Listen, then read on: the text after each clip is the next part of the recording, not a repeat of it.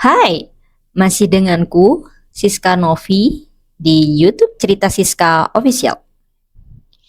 Kali ini aku ingin kalian mendengarkan sebuah cerita horor dan benar-benar harus kalian simak. Jadi cerita ini itu adalah pengalaman pribadi seorang perempuan yang bernama Maya. Lah, Mbak Maya ini pernah tinggal di salah satu kampung yang berada di kota J. Dan kampung ini ternyata adalah kampung dukun. Mungkin bagi banyak orang akan berpikir ya, kenapa kok di zaman yang udah secanggih ini masih ada saja orang yang berprofesi sebagai dukun dan masih mendalami ilmu klinik kayak gitu.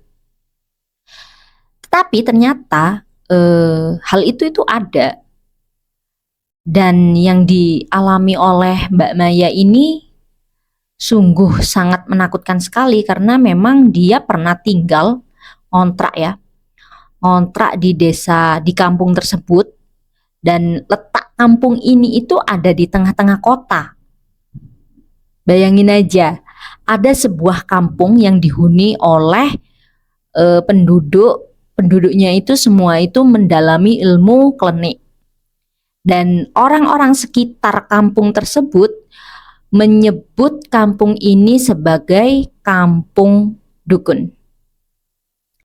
Bagaimana keseruan cerita ini? Tonton video ini sampai habis dan jangan di-skip. Cerita lengkapnya sebagai berikut. Ada perempuan yang bernama Maya yang saat itu terkena PHK di perusahaannya kerja. Nah, Mbak Maya ini mutar otak dong nyari informasi lowongan kerja yang baru karena memang dia itu masih banyak banget cicilan, banyak banget tanggungan, dan dia nggak boleh sampai lama-lama nggak bekerja. Jadi dia mencari info lowongan kerja dan akhirnya waktu itu dia dapat meskipun ada di luar kota. Lowongan kerja ini menurutnya pantas untuk diterima dan dia waktu itu langsung datang meskipun jauh, datang untuk wawancara di perusahaan barunya ini dan ternyata diterima. Nah, masalah barunya itu Mbak Maya belum mendapatkan tempat tinggal atau kontrakan semacam kos lah ya, kos atau rumah kayak itu di tempat itu. Akhirnya dia itu tinggal di rumah temennya. Nah, Mbak Maya ini kan anaknya nggak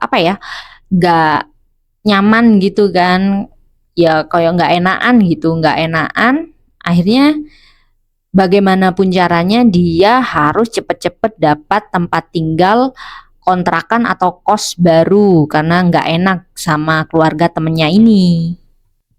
Nah, karena nggak enak, akhirnya bagaimanapun caranya ketika Mbak Maya tinggal di rumahnya temennya ini, dia nggak boleh merepotkan sedikit pun. Emang sikap Mbak Maya ini atau kebiasaannya ini memang nggak suka kalau merepotkan orang. Nah, meskipun jaraknya jauh ya, pulang pergi ke tempat kerjanya itu jauh banget, antara 3 sampai 4 kilometer. Setiap hari dia lalui. Namun Mbak Maya di situ tetap konsisten untuk mau pulang pergi dari rumah temannya itu ke tempat dia bekerja. Nah, dia itu juga punya kebiasaan yang hemat gitu loh. Pernah suatu hari ibunya itu telepon, udahlah kamu cari cari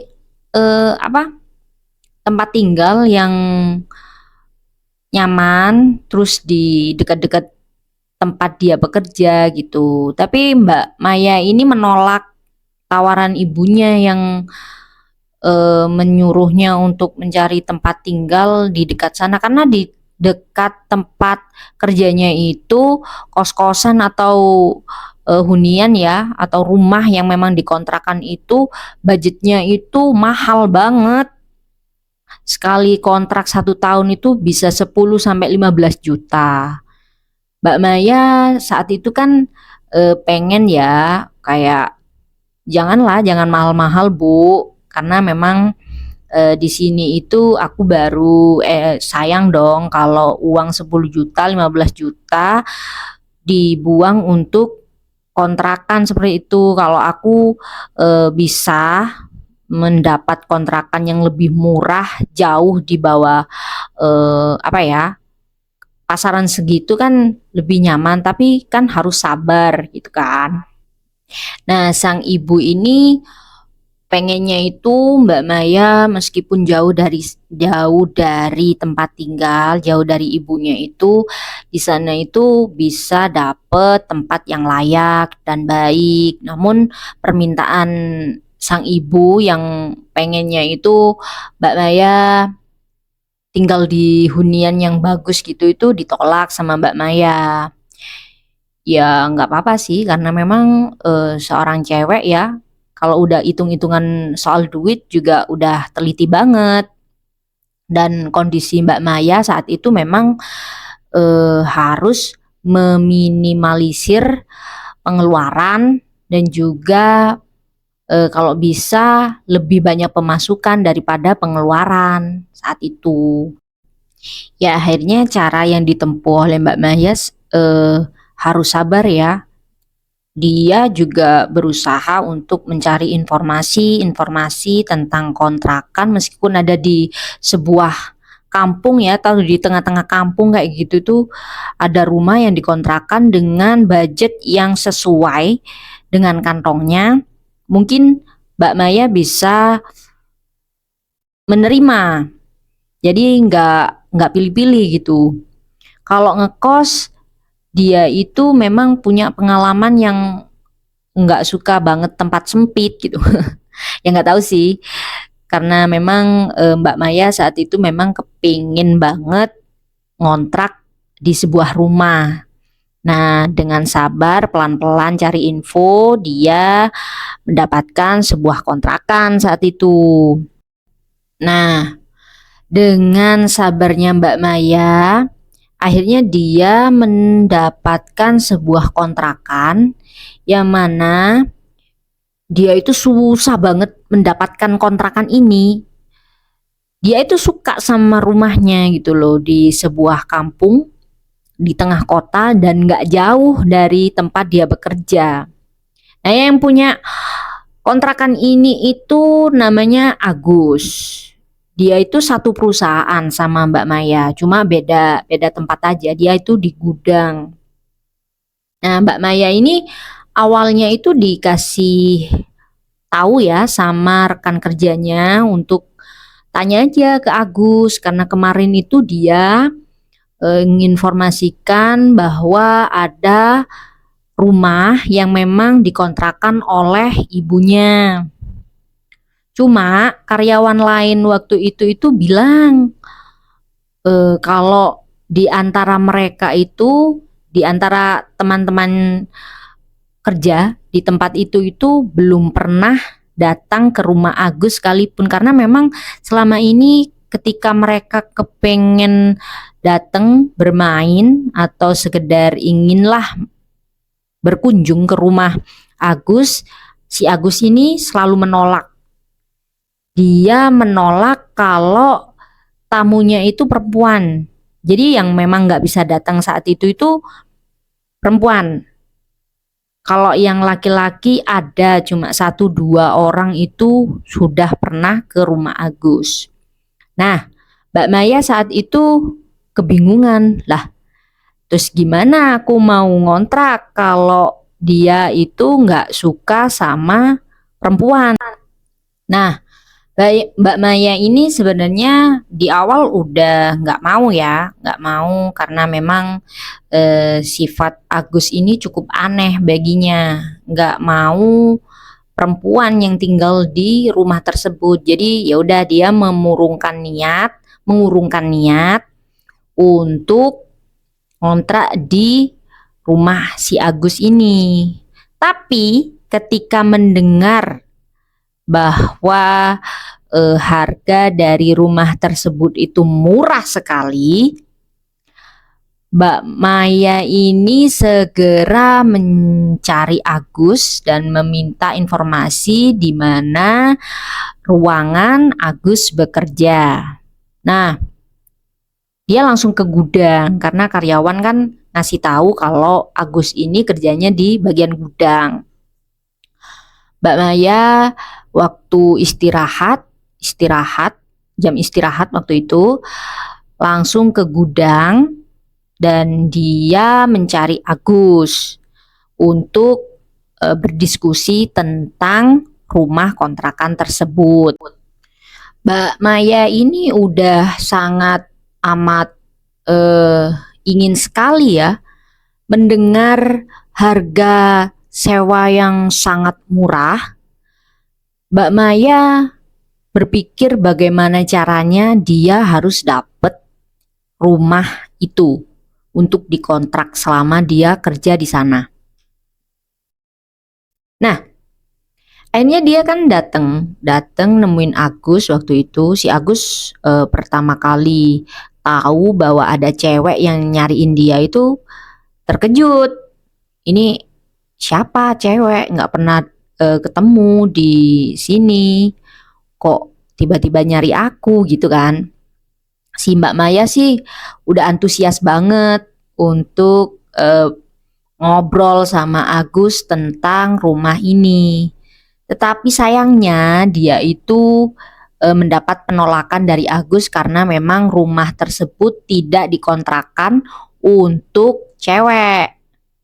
Nah, si Mbak Maya ini juga kebingungan dong, kenapa kok ngontrak rumah itu harus lihat jenis kelamin, kenapa kok harus laki-laki, kenapa nggak boleh perempuan tinggal di sana, kenapa, alasannya apa?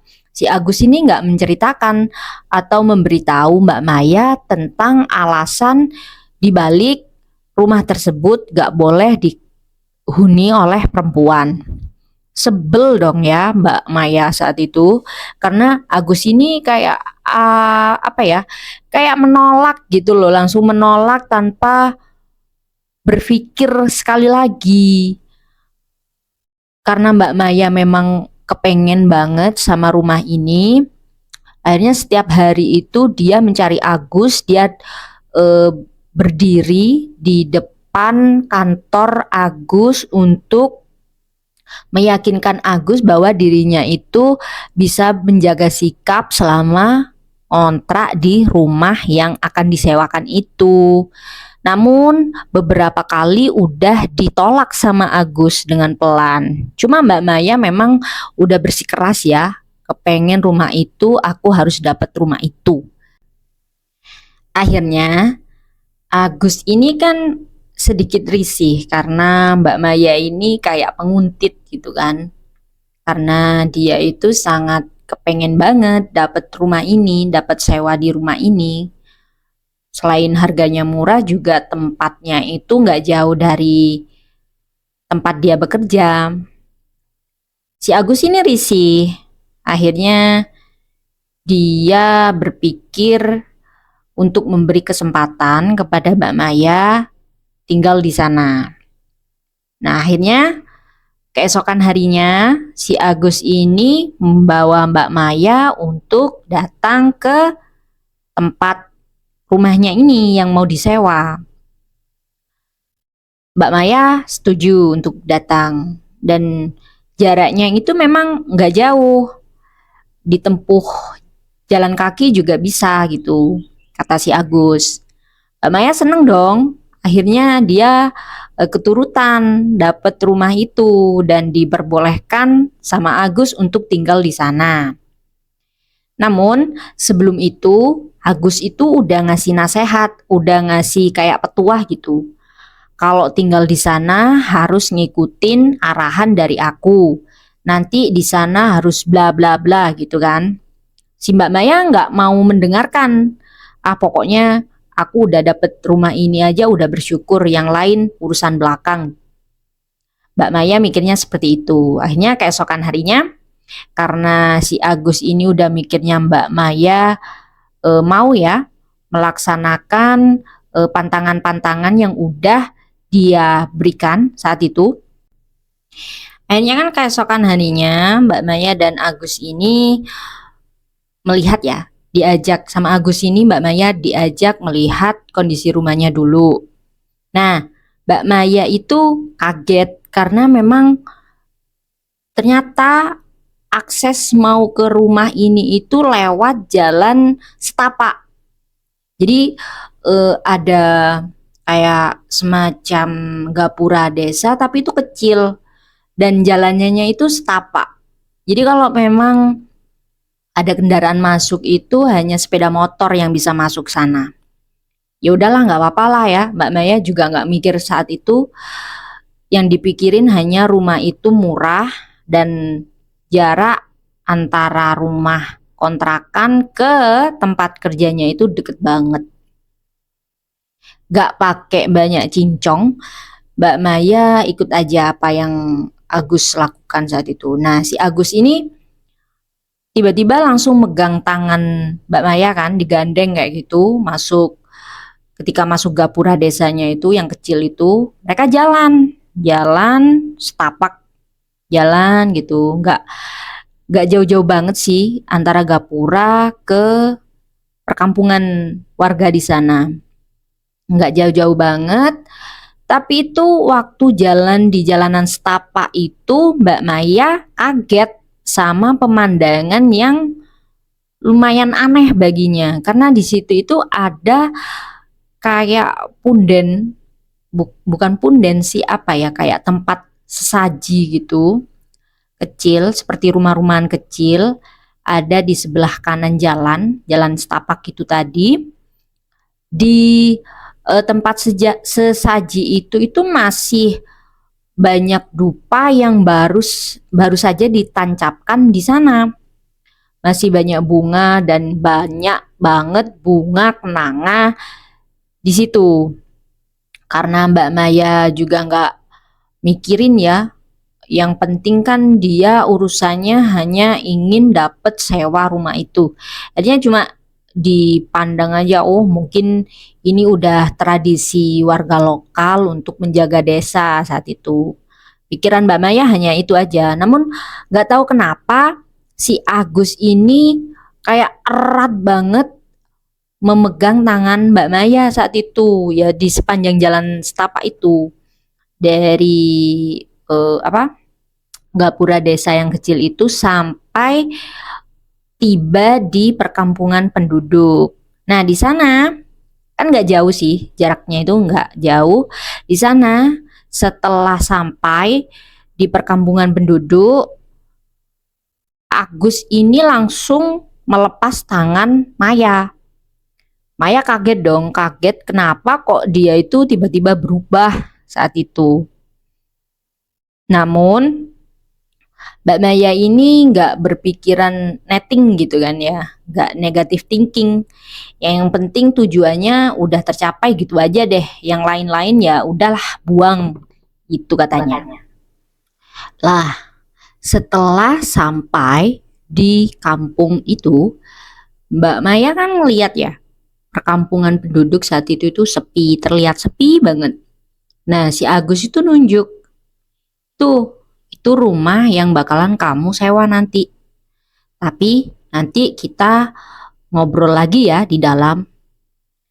Udah, Mbak Maya menyetujui. Dia ikut aja deh, apa yang Agus katakan itu ya dia ikuti saat itu. Memang gimana caranya itu dia tetap mengambil hati Agus agar nggak berubah pikiran lagi untuk menyewakan rumah tersebut ke dirinya. Nah, ketika melewati beberapa rumah saat itu, Mbak Maya ini melihat ada satu keanehan yang memang ini kok kampung kayak gini gitu loh. Dia sampai mikir kayak gitu. Di kampung tersebut itu tiap rumah yang tinggal di sana, yang ada di sana itu orang-orangnya itu nggak tahu Mbak Maya itu seperti apa. Biasanya kan orang kalau di kampung itu ya duduk-duduk di depan halaman rumahnya atau ngapain tadi pos ronda atau di mana gitu kan. Adalah ya, ada beberapa orang yang memang terlihat gitu kan. Tapi di situ itu enggak, sepi banget dan enggak ada orang yang duduk-duduk di depan. Bahkan dia itu juga enggak berpapasan sama siapapun di jalan. Padahal kan jarak dari dia nyampe di jalan setapak itu tadi nyampe ke rumah yang mau disewa itu lumayan jauh lah ya. Kelihatan tapi nggak jauh-jauh banget gitu.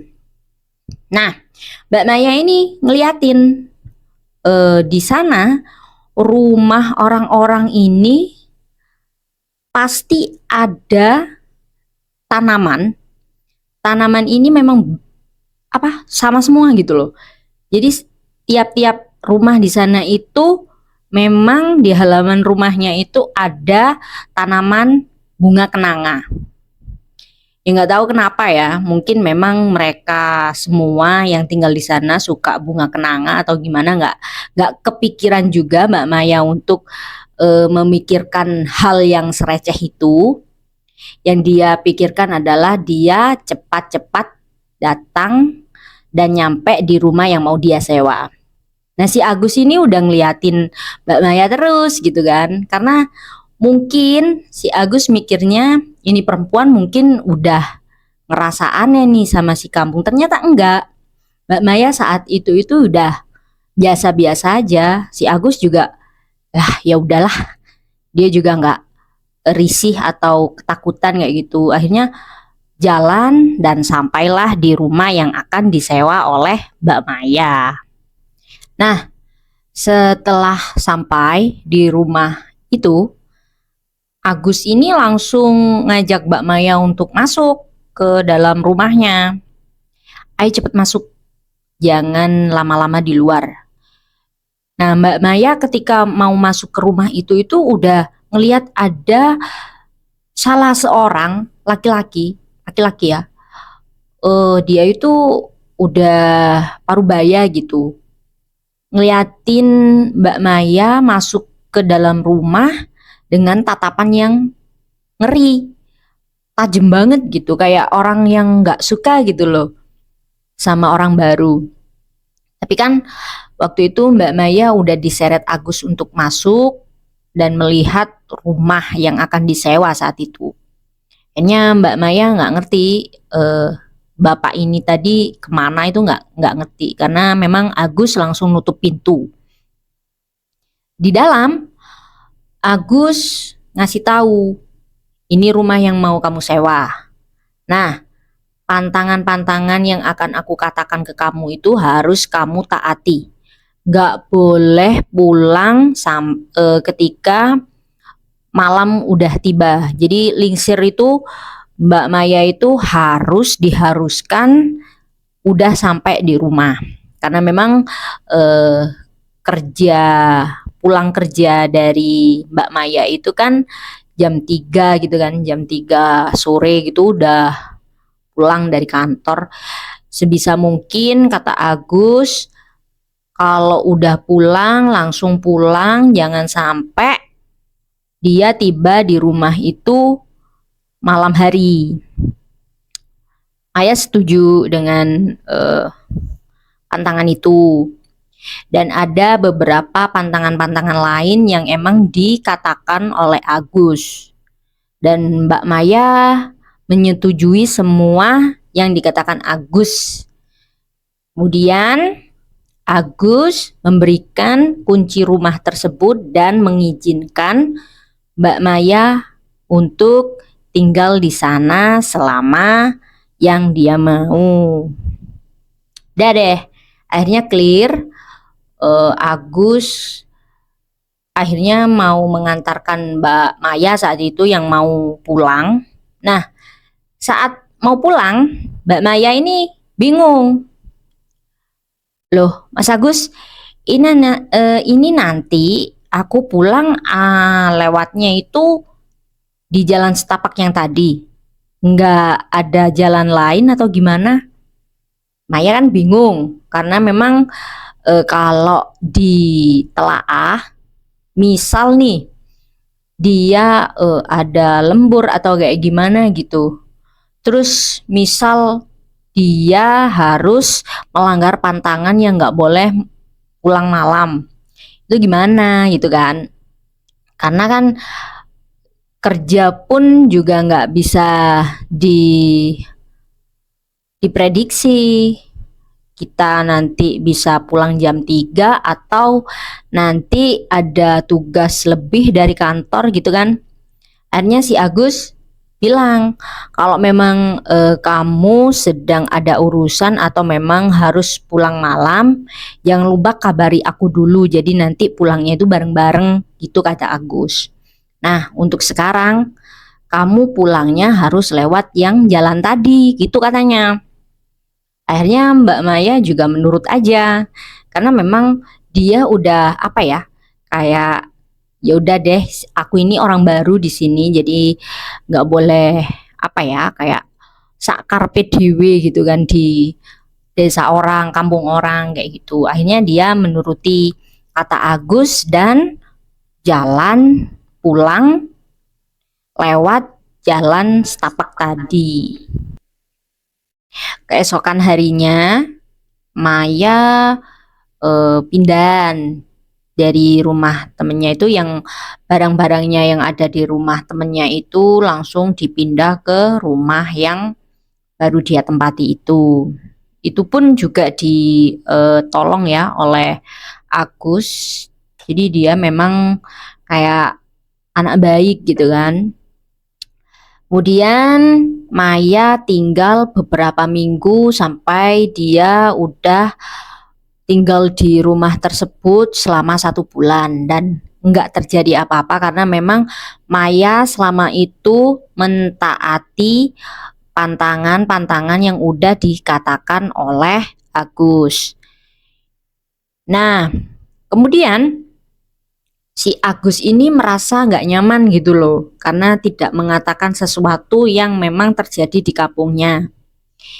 Waktu itu dia itu lagi ngobrol di depan rumahnya sama Maya.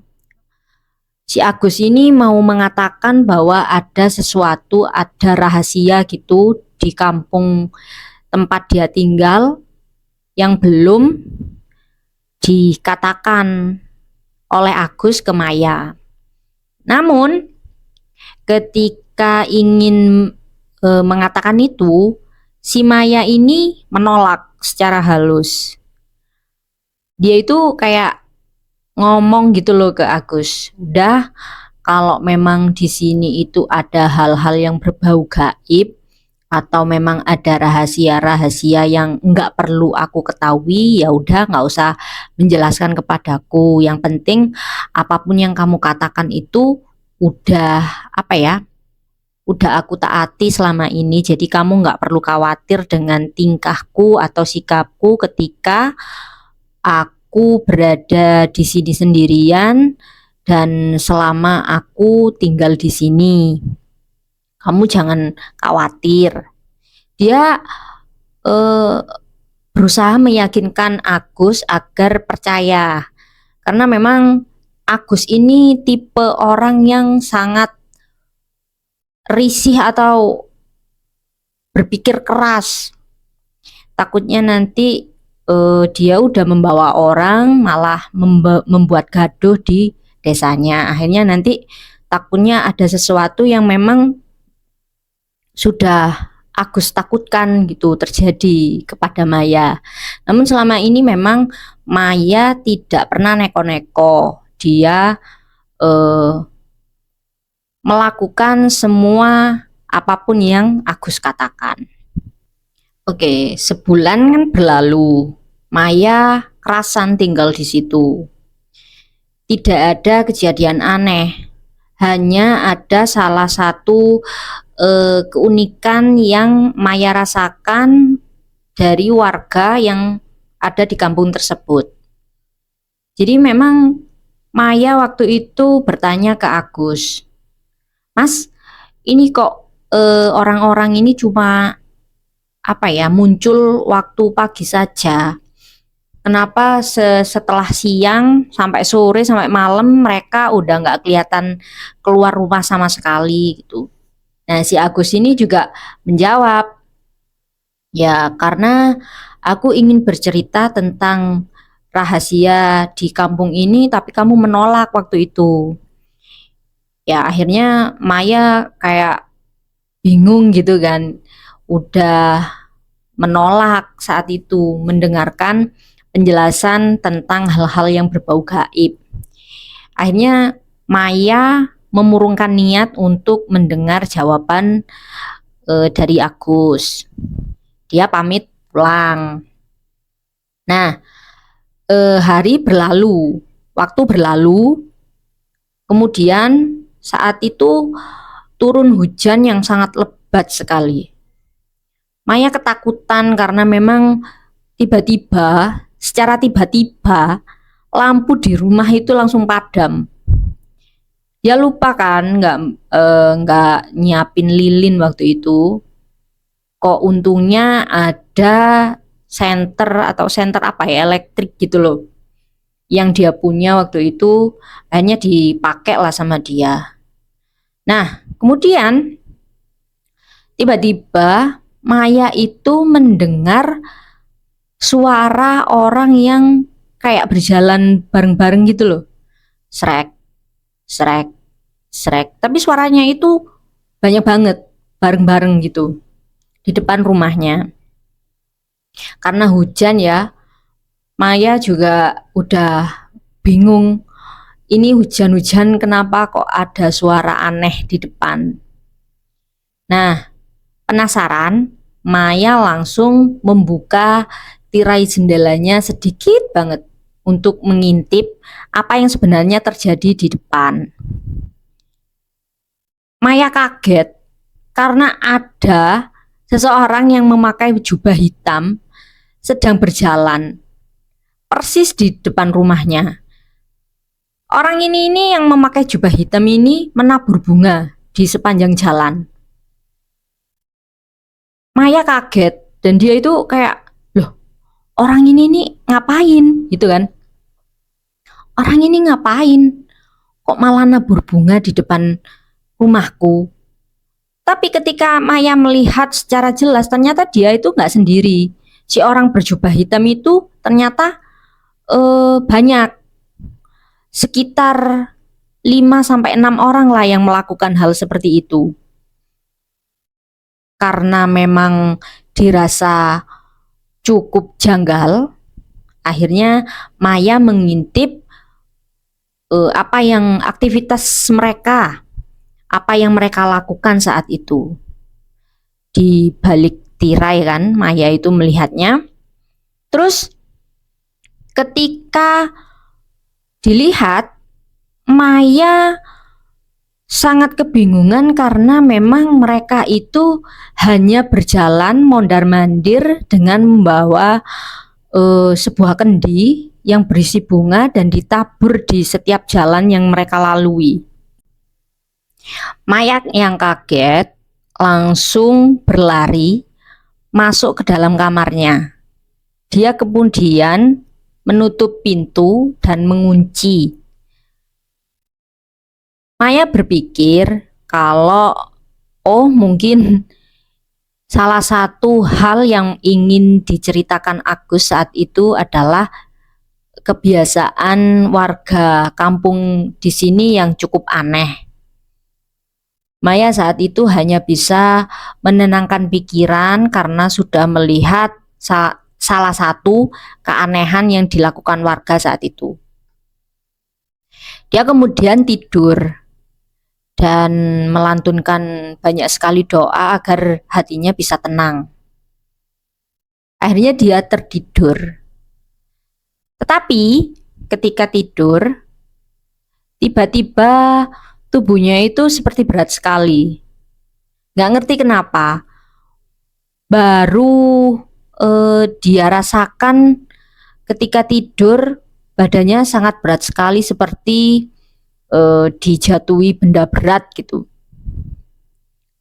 Maya yang saat itu kaget dan juga risih dengan suasana saat itu, akhirnya bangun, tapi nggak bisa bangun. Kalau orang Jawa kan nyebutnya itu ketindian ya. Nah, ketika Maya itu bangun, dia itu ngerasa badannya itu sangat panas sekali. Saking panasnya sampai keringetan. Seluruh tubuhnya itu keringetan. Nah, pas dilihat ternyata ada sosok yang sedang berada di atas tubuh Maya. Makhluk itu mengerikan sekali karena memang berbulu. Berbulu sangat lebat sekali dan besar. Dia duduk kayak orang cangkruk gitu loh di atas tubuh Maya yang saat itu tertidur. Maya benar-benar udah bangun dan dia itu melek gitu loh, tapi tubuhnya itu nggak bisa nggak bisa digerakkan sama sekali karena ditindih sama sosok yang gede itu. Karena tahu bahwa ada sesuatu yang sangat mengerikan terjadi, akhirnya dia hanya bisa berdoa, menangis sejadi-jadinya karena dia memang takut saat itu.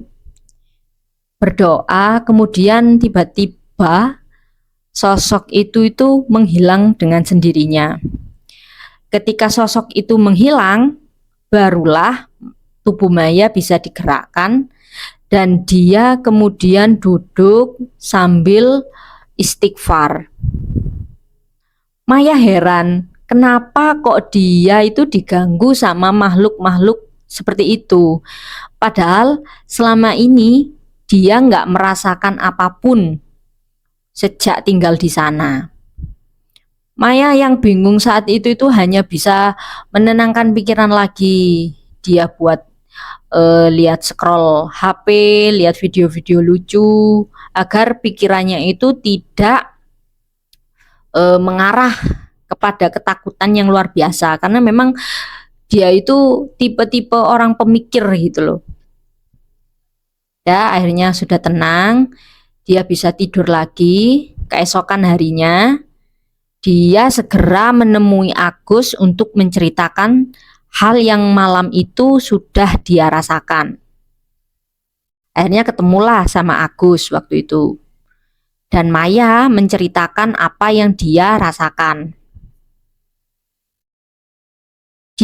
Maya bercerita bahwa dia itu waktu malam hari melihat ada sekumpulan orang-orang yang berjubah hitam menabur bunga saat itu. Si Agus kaget. Dia karena tadi malam itu tidak ada di tempat. Memang ada urusan keluarga.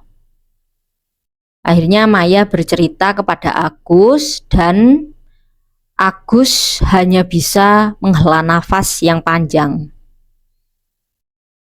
Maya berkata bahwa mungkin hal yang ingin dia katakan kepadanya saat itu adalah sikap warga yang mungkin agak tidak wajar di sini. Maya mungkin bisa memakluminya. Namun jika sampai mengganggu dirinya saat itu, mungkin Maya bisa berpikir ulang lagi untuk segera pindah. Karena sudah mulai mengganggu ketenangannya saat itu. Akhirnya Agus menyadari dan dia juga memaklumi bahwa hal yang seperti ini juga akan terjadi.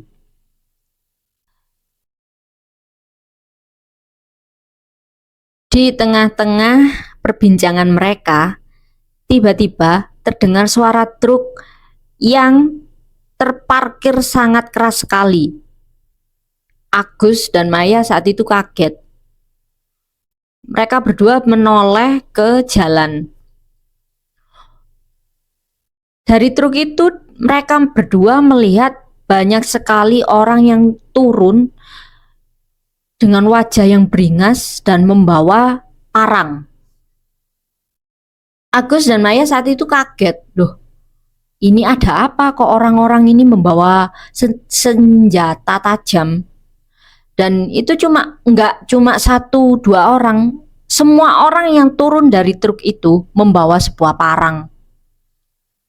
Maya takut dan dia berlindung di belakang Agus.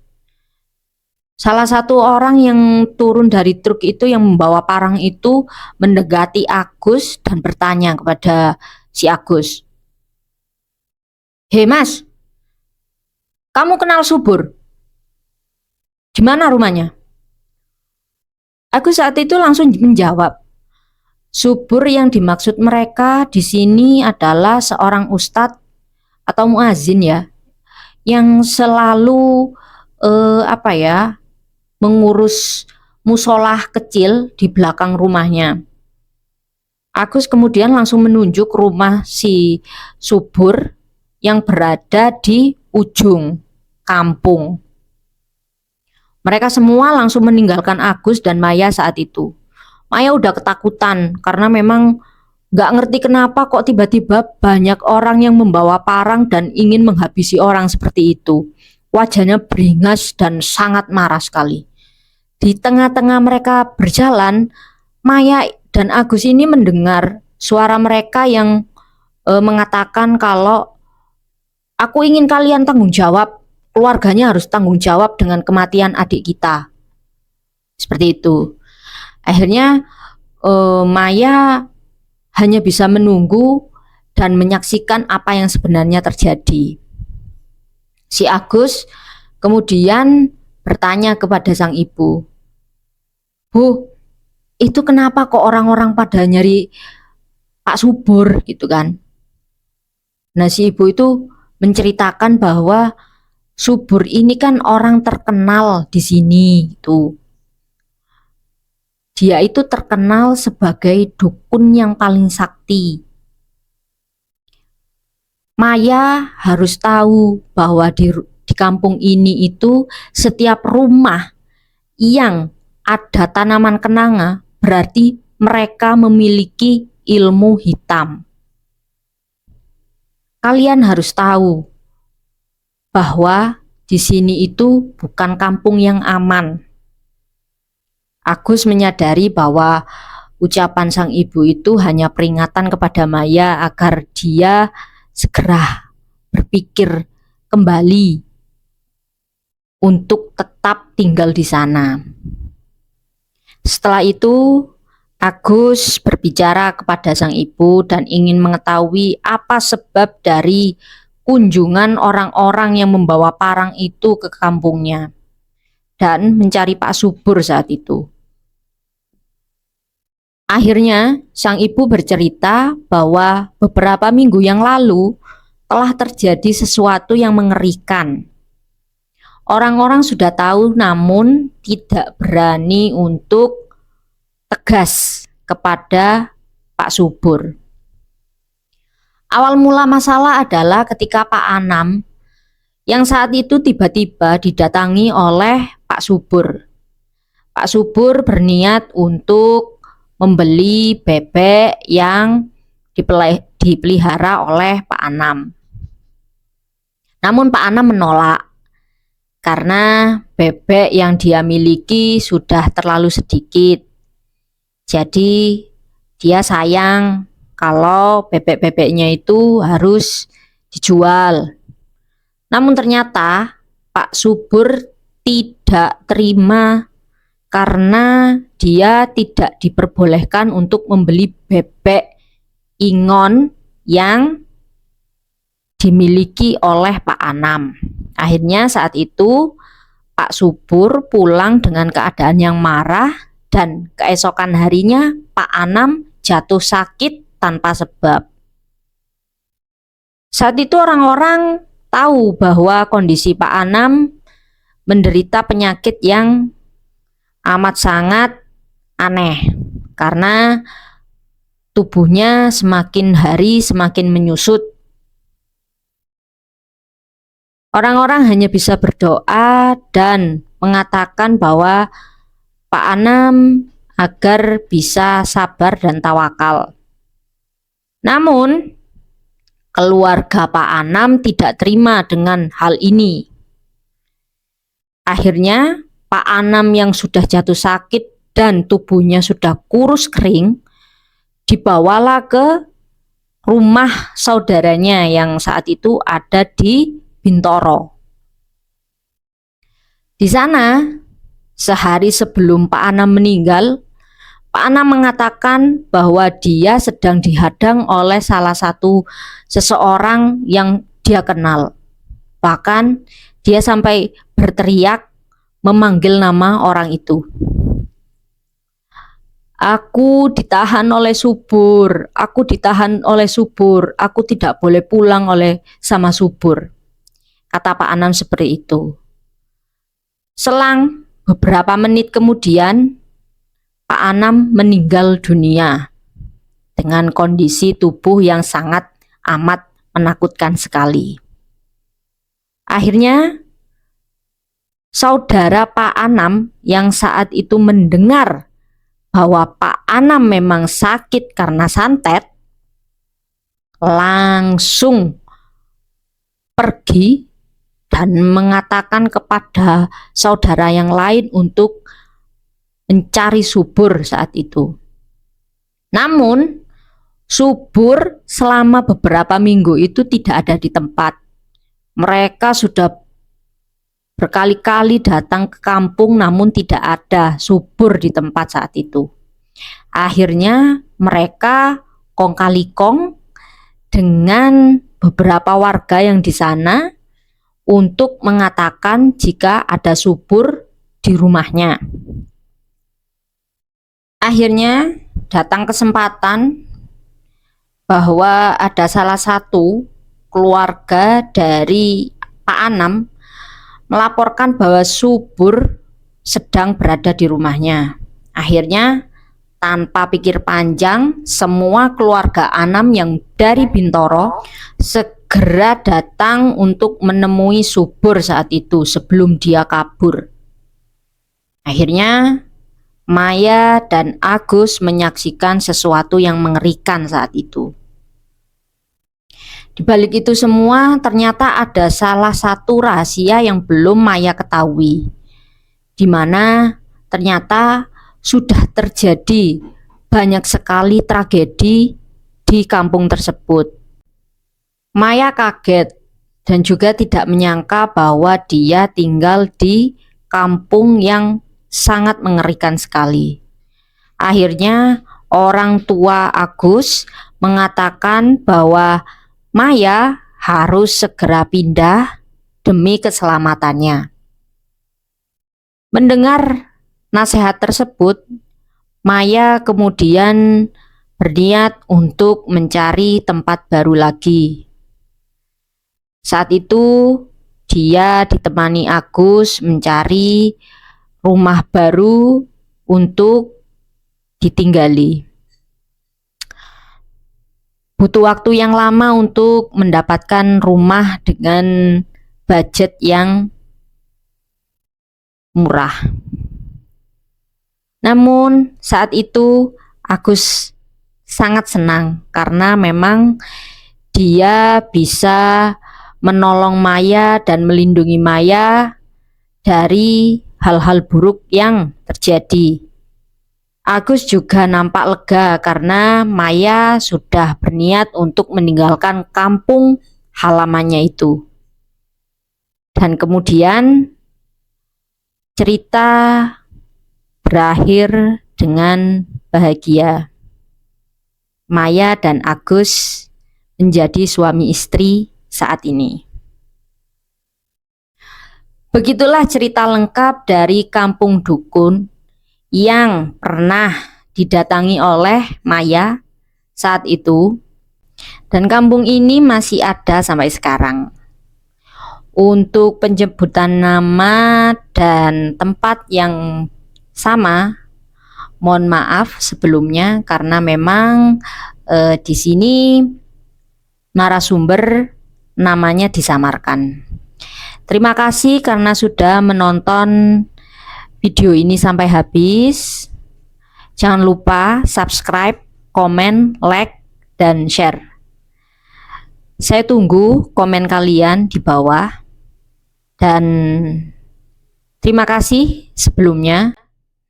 Tonton video lain yang akan tayang sebentar lagi. Saya pamit undur diri. Sekian dan terima kasih.